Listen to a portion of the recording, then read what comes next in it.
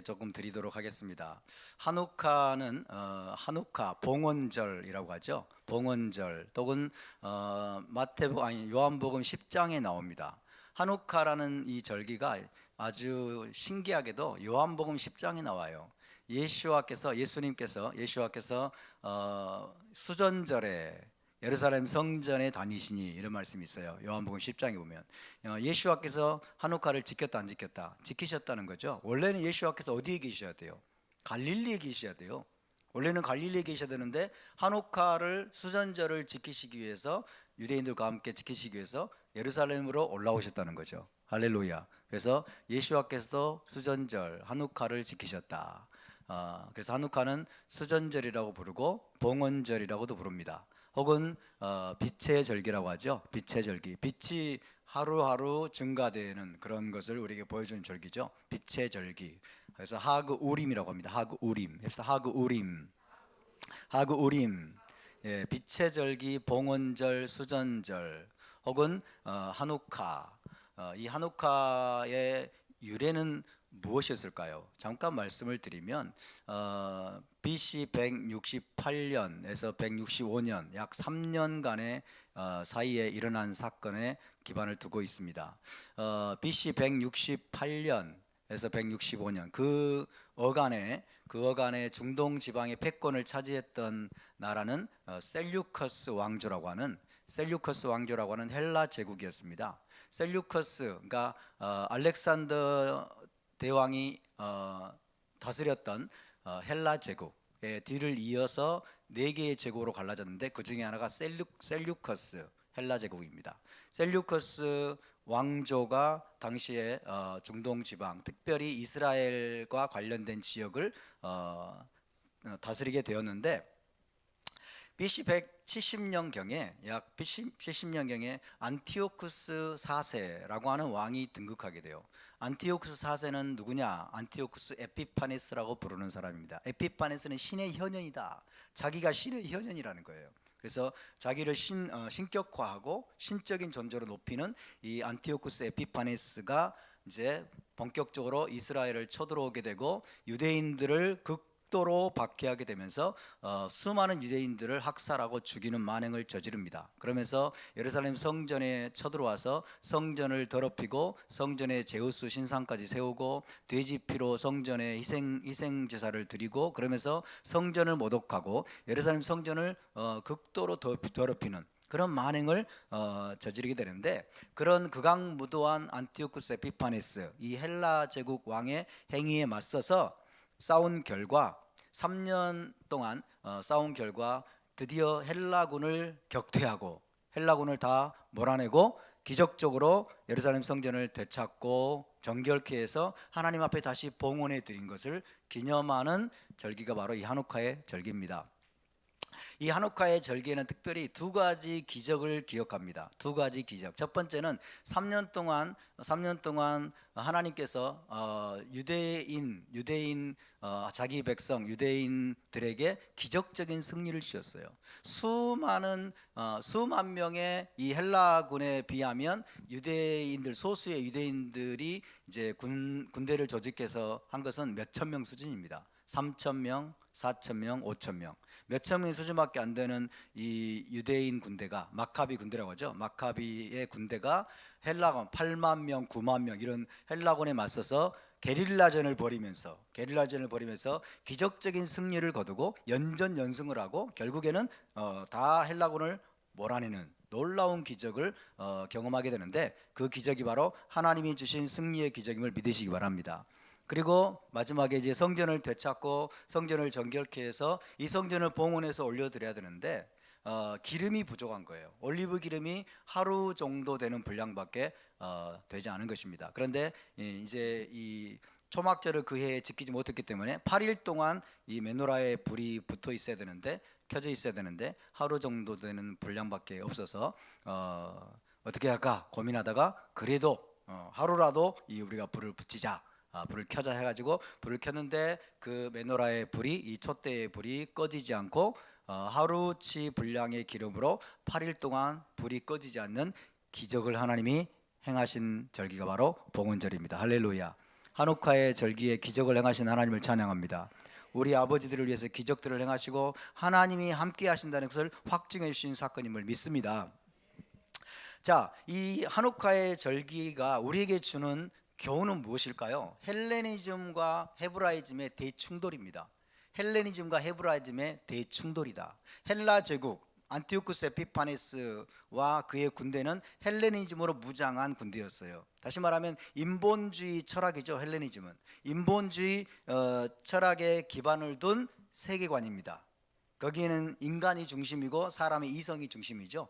그래서 자기를 신으로 신격화하고 신을 높이는 인본주의 철학에 기반을 둔 세계관과 그 다음에 이스라엘은 뭐예요? 하나님의 계시에 기반을 둔 여러분 신본주의 세계관입니다. 할렐루야.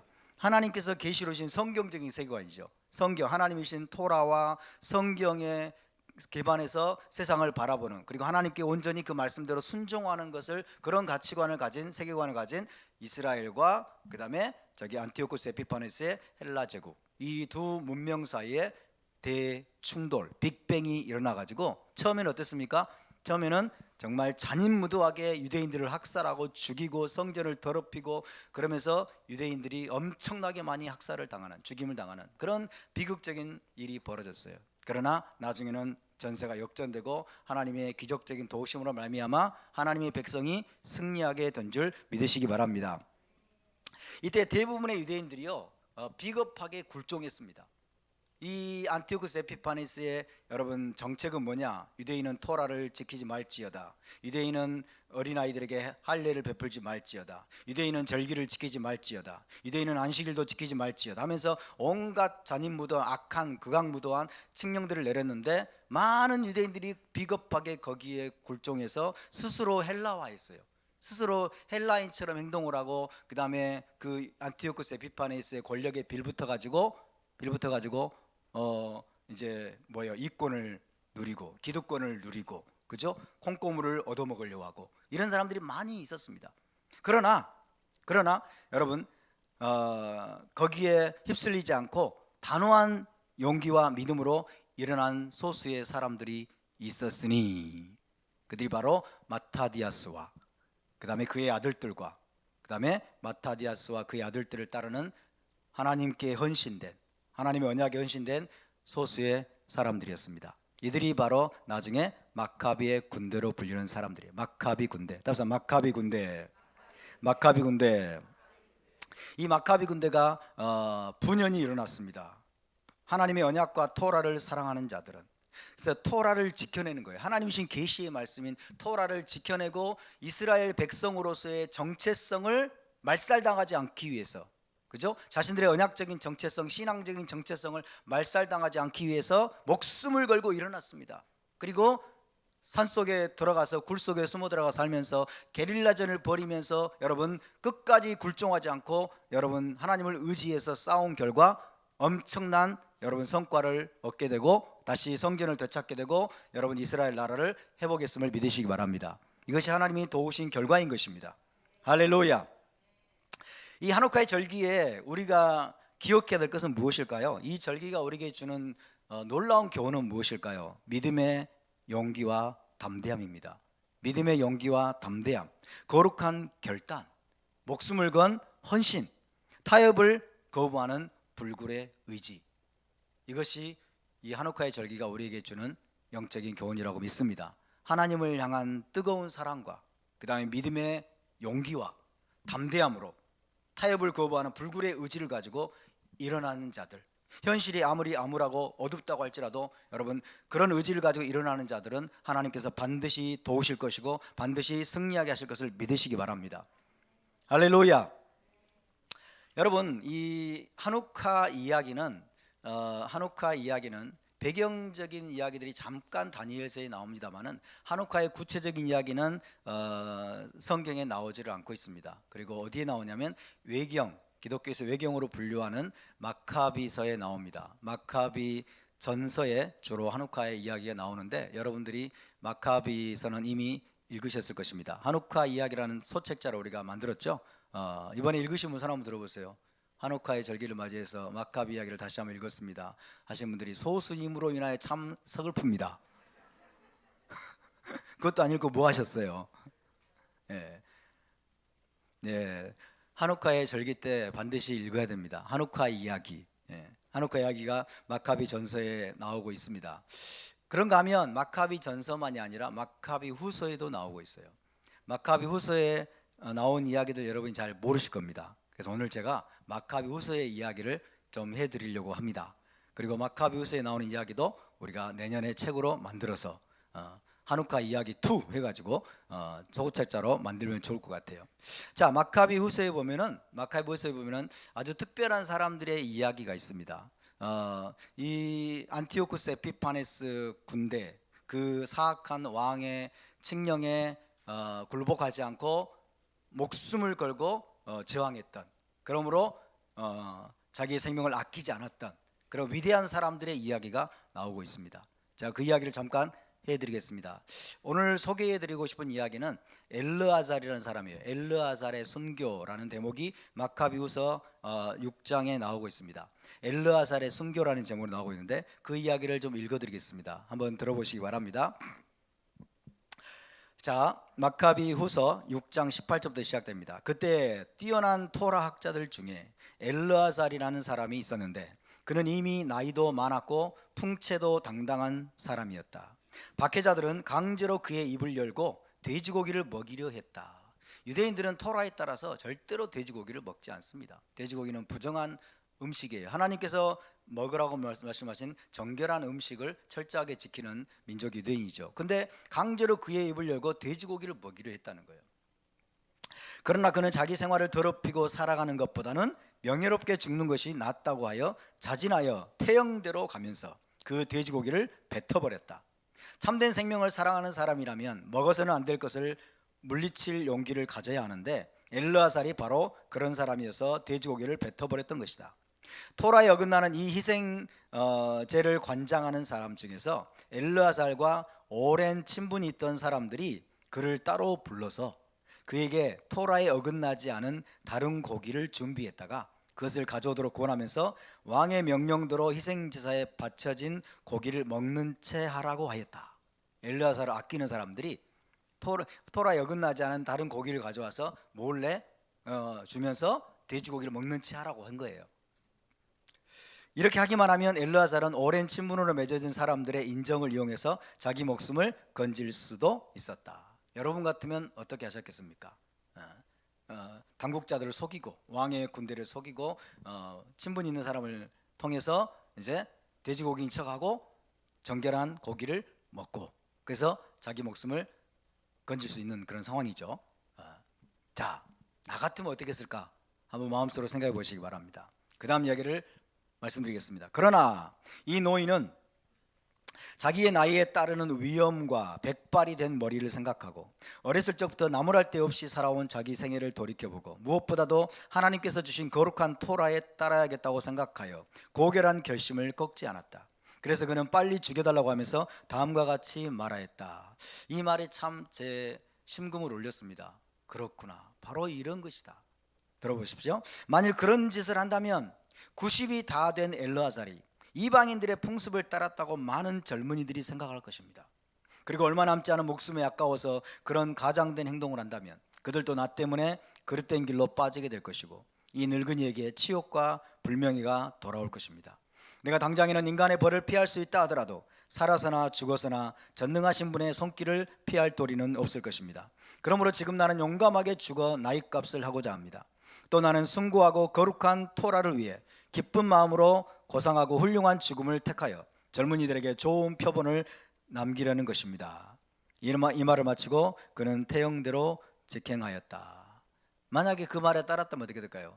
그를 지켜보던 수많은 젊은이들이 저분도 돼지고기를 먹고 왕에게 굴종하는구나, 비겁하게 그렇게 생각했지 않았겠습니까?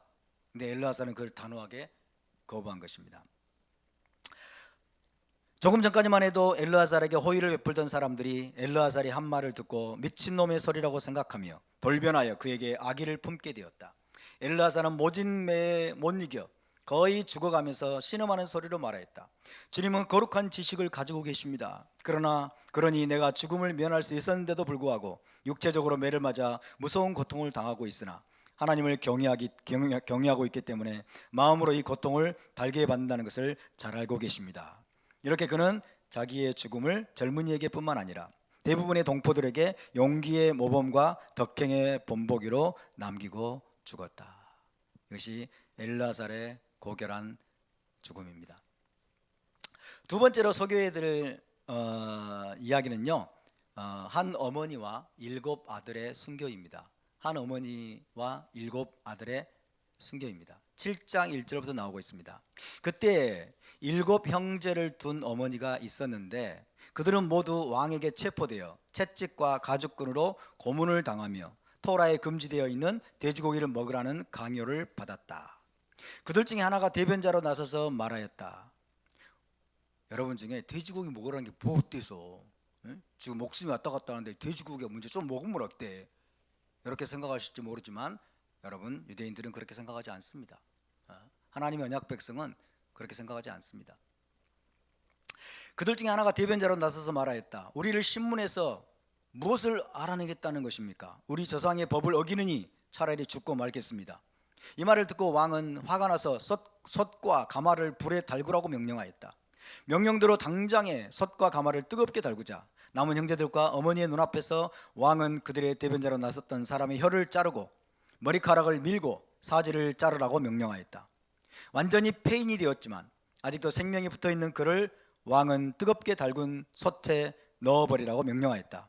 솥에서 연기가 사방으로 멀리 퍼져나갈 때 나머지 형제들은 어머니와 함께 서로 격려하고 고상하게 죽자고 하면서 이렇게 말하였다. 주 하나님께서 우리를 지켜보시며 틀림없이 측은히 여겨 주실 것입니다.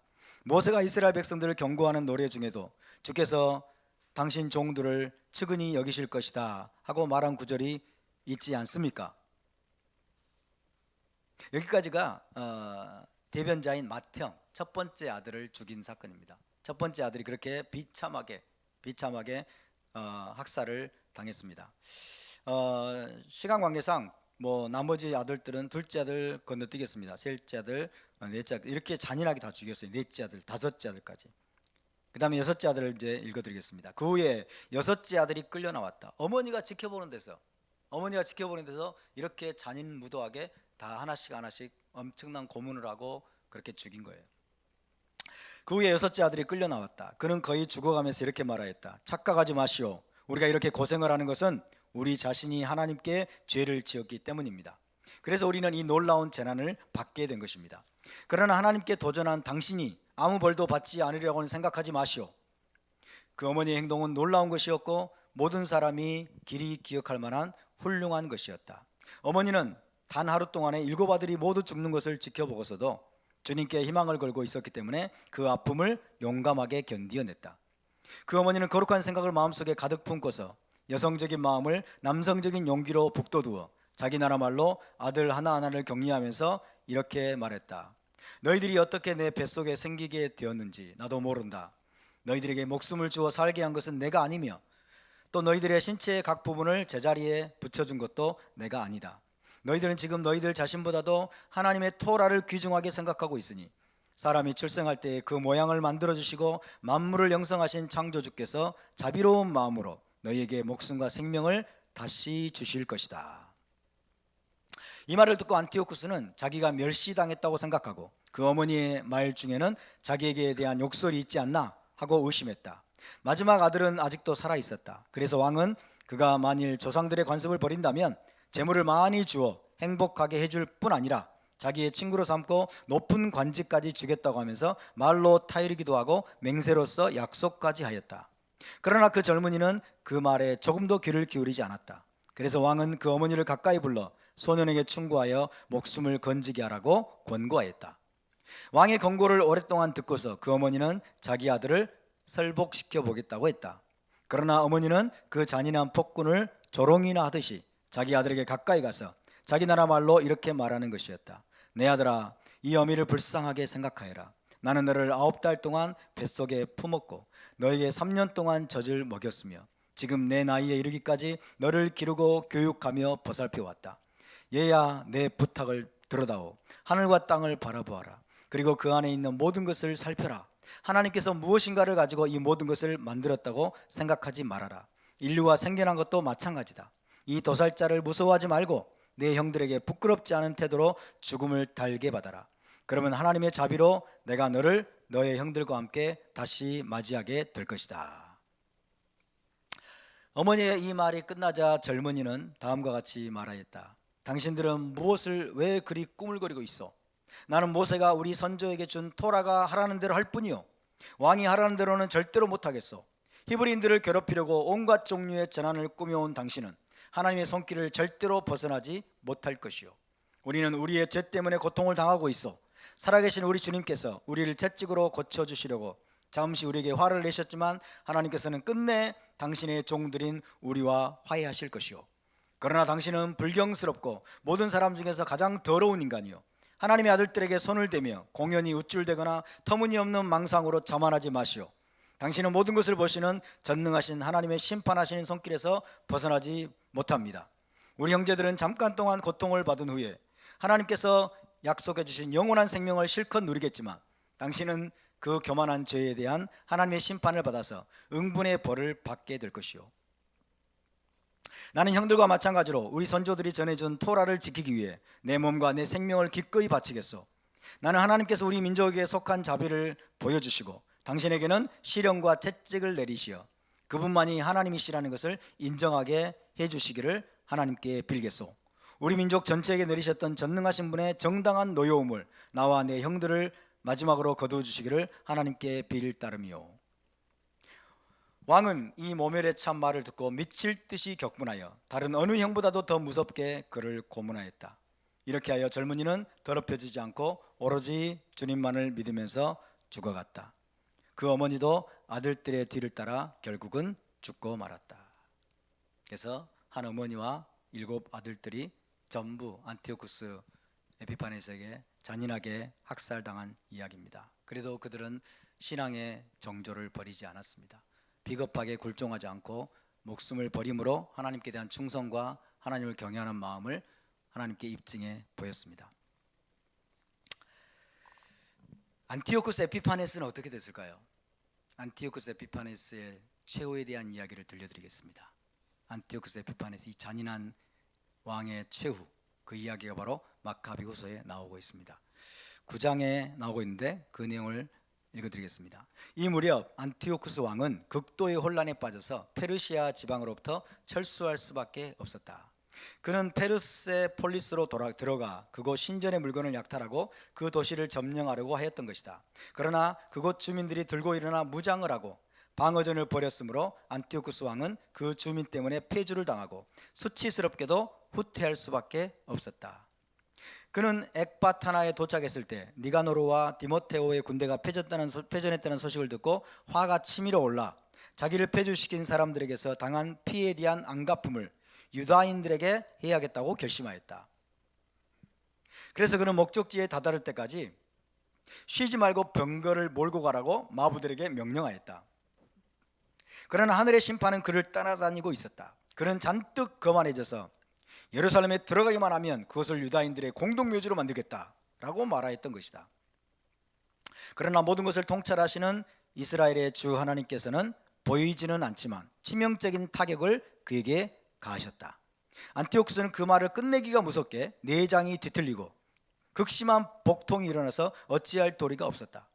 이것은 그가 이상한 형벌을 주어서 많은 사람들에게 복통을 일으키게 한 것에 대한 당연한 대가였다. 그래도 그는 조금도 오만한 생각을 버리지 않고 유다인들에게 불같이 화를 내고 폭언을 퍼부으면서 그들에게 행군을 독촉하였다. 그러다가 그는 질주하는 병거에서 떨어지고 말았다. 그는 너무나도 심하게 떨어졌기 때문에 제자리에 붙어있는 뼈가 하나도 없었다. 지금까지 자기의 분수를 모르고 오만에 가득 차서 바다 물결을 명령할 수 있고 높은 산도 저울질할 수 있다고 생각하던 그는 지금 땅바닥에 쓰러져서 들것에 실려가는 신세가 되었다. 이렇게 되어 하나님의 능력은 밝히 드러났다. 이 불경건한 자의 몸에는 구더기가 들끓었고 심한 고통을 느끼며 아직 목숨을 부지하고는 있었지만 그의 살은 썩어 들어갔다. 그의 온 군대는 그의 몸이 썩는 냄새에 구역질을 냈다. 조금 전만 해도 하늘의 별도 딸 수 있다고 생각했던 그는 지금 역겨운 냄새를 풍기는 몸이 되어 아무도 그를 운반할 수가 없게 되었던 것이다. 그렇게도 오만했던 그였지만 지금은 기가 꺾여서 오만함은 간데가 없고 시시각각으로 심해져가는 고통을 느끼면서 자신이 하나님의 벌을 받고 있다는 것을 깨닫기 시작했다. 이제는 자기 자신도 제 몸에서 나는 악취를 견딜 수가 없어서 그는 이렇게 말했다. 하나님께 복종하는 것이 옳은 일이다. 죽어야 할 인간이 하늘과 동등하다고 생각하는 것은 당치 않은 일이다.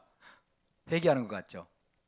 그리고 그 더러운 자는 자기에게 자비를 베풀 리 없는 주님께 맹세를 하며 자기가 급히 가서 폐허로 만들고 공동묘지로 만들어 버리고 말겠다던 그 거룩한 도성 예루살렘에 자유를 주겠다고 선언하였으며 또 무덤에 묻을 가치조차 없다고 판단하여 아이들과 함께 짐승과 새의 밥으로 던져버리겠다고 하던 유다인들에게 아테네 시민과 동등한 권리를 주겠다고 선언하였고, 다급한 거죠. 전에 자기가 노력했던 성전은 세상에서 가장 좋은 예물로 장식하고 자기가 빼앗아갔던 성전 기물들을 여러 갑절로 갚고 희생제사에 필요한 비용을 자기의 수입에서 지출하겠다고 서약하였다. 그뿐 아니라 자기 자신이 유다인이 되어 자기 자신이 유다인이 되어 사람이 사는 곳은 어디나 찾아가서 하나님의 주권을 널리 선포하겠다고 맹세하였다.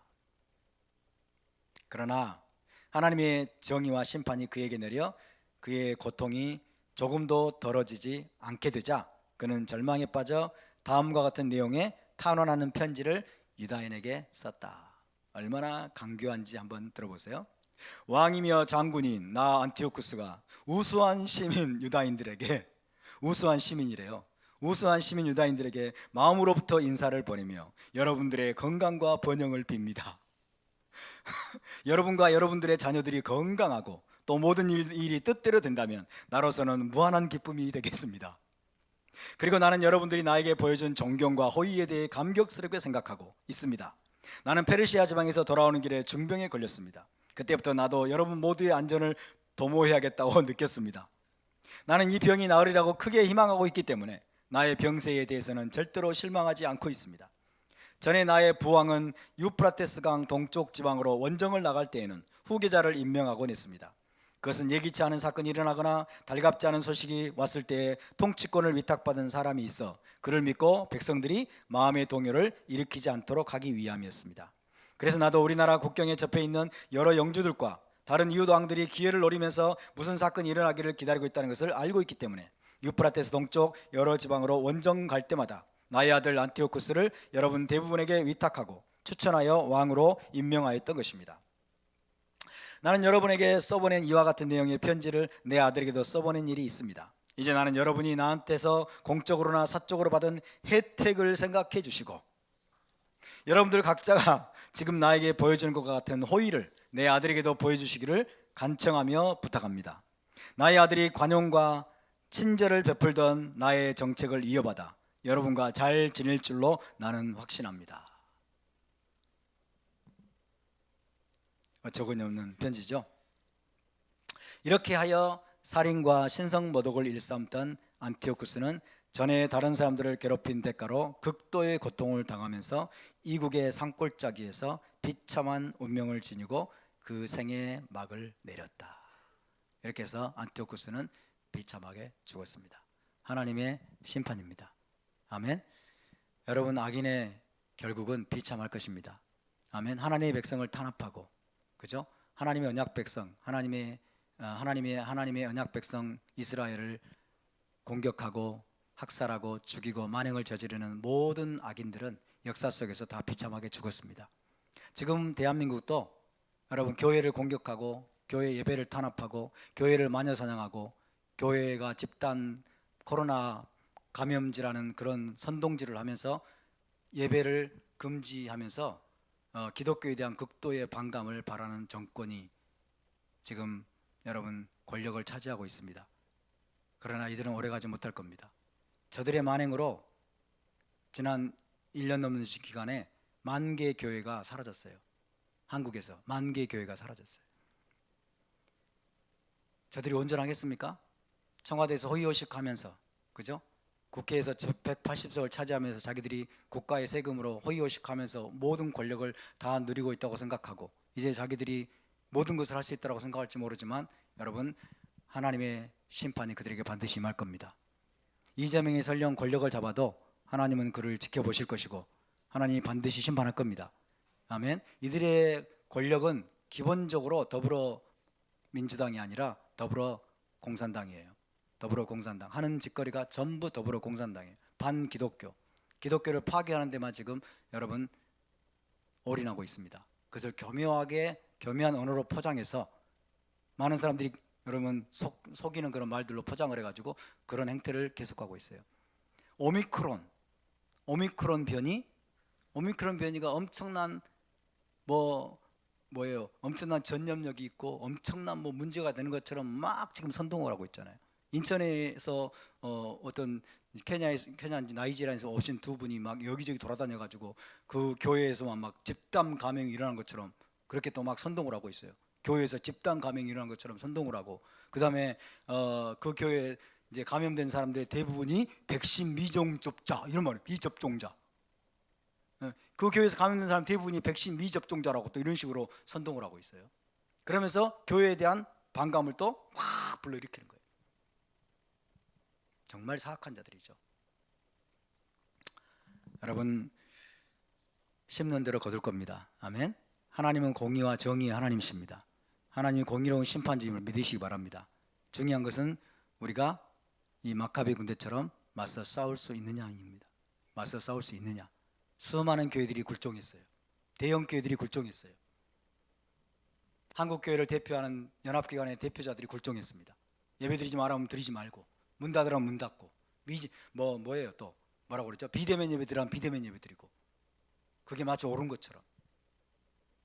정말 비겁한 거예요, 여러분. 성경은 그렇게 말하고 있지 않아요. 누가 모이라 모이지 말라 명령할 수 있어요? 하나님만이 하실 수 있는 명령이죠. 아멘. 누가 모이라 모이지 말라, 누가 비대면 예배 드려라, 비대면 예배라는 말은 없습니다. 여러분, 교묘한 예배 금지의 언어 술책인 거예요. 우리가 그런 거짓 여러분 선동에 속아 넘어가지 않기를 바랍니다. 기독교를 파괴하고 여러분 교회를 이 땅에서 없애버려야 그들이 꿈꾸는 사회주의, 공산주의, 변종 공산주의 혁명을 성공할 수 있기 때문에 지금 그 짓을 하고 있는 거예요.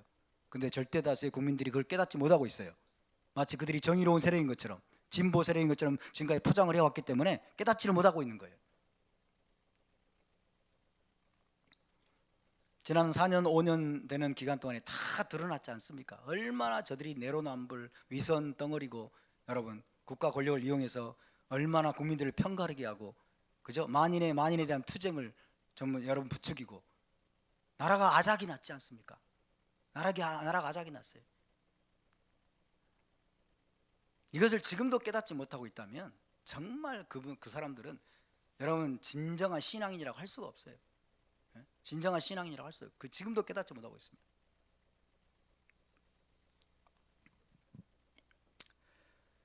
(10장에는요) 예루살렘과 성전의 정화에 관한 이야기가 나오고 있습니다. 그 부분을 읽어드리겠습니다. 마카비와 그의 동지들은 주님의 인도를 받아 성전과 예루살렘 성을 탈환하고 이교도들이 광장에 쌓아놓은 제단과 소위 그들의 성역을 헐어버렸다. 예루살렘 성전과 예루살렘 성을 탈환했습니다. 그리고 이교도들이 광장에 쌓아놓은 제단과 소위 그들의 성역을 헐어버렸다. 그리고 나서 성소를 정화하고 제단을 새로 쌓고 부싯돌을 쳐서 불을 일으킨 후 2년 만에 처음으로 그 불로 희생제물을 드리고 향을 피우고 등불을 켜고 떡을 바쳤다. 안티오쿠스 아피파네스가 무슨 짓을 한 겁니까? 너희는 예배를 드리지 말지어다 한 거죠. 너희는 예배를 드리지 말지어다. 문재인 정권이 무슨 짓을 한 겁니까? 너희는 코로나 핑계 대면서 예배를 드리지 말지어다. 비대면 예배를 드릴지어다. 그죠? 위험은 극도로 과장해가지고. 그리고 나서 성소를 정화하고 제단을 새로 쌓고 부싯돌을 쳐서 불을 일으킨 후 2년 만에 처음으로 그 불로 희생제물을 드리고 향을 피우고 등불을 켜고 떡을 바쳤다. 이 일을 다 마치고 땅에 엎드려 주님께 다시는 이런 재난이 당하지 않도록 해달라고 빌었고, 혹 죄를 짓는 일이 있다 하더라도 하나님의 자비로 선수 채찍질을 하실 망정 야만스럽고 하나님을 모독하는 이방인의 손에는 절대로 넘어가지 않게 해달라고 빌었다. 그리고는 전에 이방인들이 성전을 더럽힌 바로 그날, 즉 키슬레브월 25일에 성전을 정화하였다. 초막절과 마찬가지로 이 즐거운 축제는 8일 동안 계속되었다. 그들은 얼마 전까지만 해도 초막절을 제대로 지내지 못하고 산과 동굴에서 들짐승처럼 지내던 일을 회상하였다.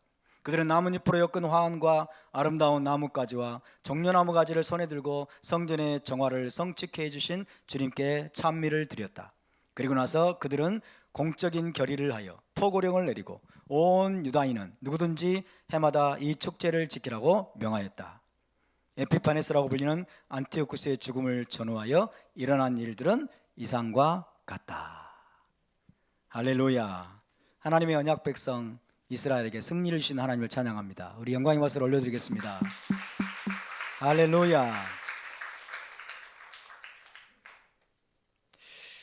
이것이 BC 168년에서 165년경에 일어났던 비극적인 사건이고 또 하나님이 주신 위대한 기적, 위대한 승리입니다. 그것을 기념하고 그것을 기억하는 절기가 바로 우리가 지금 8일 동안 지키고 있는 하누카입니다. 하누카의 절기에 우리는 무엇을 해야 될 것인가? 우리는 무엇을 기억해야 될 것인가? 빵을 먹고 도너츠를 먹고 불을 밝히고 드레이들 놀이를 하고, 그죠? 그 다음에 노래를 부르고, 이 모든 것들은 즐거워요. 이 모든 것들은 아름답습니다. 유쾌합니다. 기쁨이 있습니다. 그러나 우리가 누리는 이 기쁨과 이 즐거움과 이 평안함, 이것을 여러분 우리에게 선사하기까지는 마카비 군대에 무시무시한 희생과 헌신과 싸움이 있었다는 것을 우리는 기억해야 됩니다. 아멘. 여러분, 대한민국이 진짜 위기입니다. 대한민국이 진짜 위기예요. 차별금지법을 무도하게 통과시켜서 이 대한민국에 있는 건강한 가정들을 다 때려 부수고, 코로나를 핑계로 대서 교회 1만 개를 지금 없애버리고, 교회를 파괴하고, 그 다음에 저 북한과 연방제를 통해서 대한민국이라는 나라를 없애버리려고 하는 이 무도한 정권, 여기에 맞서서 우리가 목숨 걸고 싸우지 않으면 우리의 신앙도 끝입니다. 교회는 문을 닫아야 되고, 우리의 자녀들은 지금까지 우리가 누렸던 이 자유와 그 다음에 이 평안함과 이 번영을 더 이상 물려받지 못하게 될 것입니다. 그래서 하누카의 메시지가 우리에게는 오늘 우리에게 대단히 중요한 의미가 있는 것입니다. 우리가 믿는 신앙 때문에, 우리가 믿은 이 자유 때문에, 우리가 누렸던 이 자유 때문에, 하나님이 주신 언약 때문에, 그리고 하나님의 언약에 접붙임 받은 이스라엘로서의 우리의 정체성 때문에 우리는 믿음으로 맞서서 싸워야 되는 것입니다. 할렐루야. 우리는 비겁하게 굴종하지 않을 것입니다. 온갖 여러분 미사 여구, 화려한 미사 여구를 동원해서 자기들이 하는 거짓된 음모, 사악한 음모를 숨기고 포장하고 언론들이 다 그것들을 가리고 있지만, 여러분 참된 하나님의 사람들은, 참된 신앙인들은 그것들을, 여러분 그 실체를 간파할 수 있어야 됩니다. 그걸 간파하지 못하면 소경이에요. 소경, 영적인 소경입니다. 이승만 박정희 대통령을 통해서 지난 70년 동안 여러분 자유와 번영이 지금까지 여러분 자유와 번영의 가도를 달려왔어요. 근데 이 대한민국을 여러분 집권한 이 정권을 잡은 이 집권 세력은 대한민국을 태어나서는 안 되는 나라라고 생각을 하고 있어요. 그리고 북한의 정통성이 있다고 여러분 믿고 있는 주사파들이, 주체사당파죠. 김일성을 순봉하는 자들, 그들이 여러분 주류입니다. 주류. 이것이 팩트예요. 내년에 아마 이재명이 정권을 잡으면, 이재명이 대통령이 되면 우리는 이 마카비 군대처럼 마타디아스와 유다 마카비와 소수의 여러분 게릴라 군대처럼 우리도 산과 동굴로 전전하면서, 그죠? 숨어서 지내면서 우리의 신앙을 유지하고 그래야 될지도 모르겠어요. 우리는 각오해야 됩니다. 마카비의 군대가 어떻게 싸웠는지 각오하면서 우리의 신앙을 지켜내고, 우리의 자유를 지켜내고, 그리고 우리의 영적인 정체성, 하나님의 백성으로서의 우리의 정체성을 지켜내기로 다짐하고 결단하는 그런 시간이 될 수 있기를 주의 이름으로 축원합니다. 할렐루야. 그래서 마카비 군대와 한옥카의 이야기는 머나먼 옛날 이야기가 아닙니다. 그 이야기는 오늘날에도 여전히 반복되고 있는 이야기입니다. 그래서 저와 여러분은 현대판 마카비 군대로 우리가 일어나야 될 줄로 믿습니다. 할렐루야. 신앙을 탄압하고 교회를 탄압하고 우리의 자유를 여러분 박살내려고 하는 그 무리들에 맞서서 우리가 단호한 여러분 결기와 용기와 담대함과 믿음으로 일어나서 맞서 싸워서 우리의 자유를 지키고 우리의 신앙을 지키고 우리의 교회를 지키고 우리의 가정들을 지키기로 결단해야 되는 그런 시즌에 우리가 와 있는 것입니다. 이 한옥화의 절기에 여러분 그런 거룩한 결단이 우리 모두에게 있게 되기를 주님의 이름으로 축원합니다.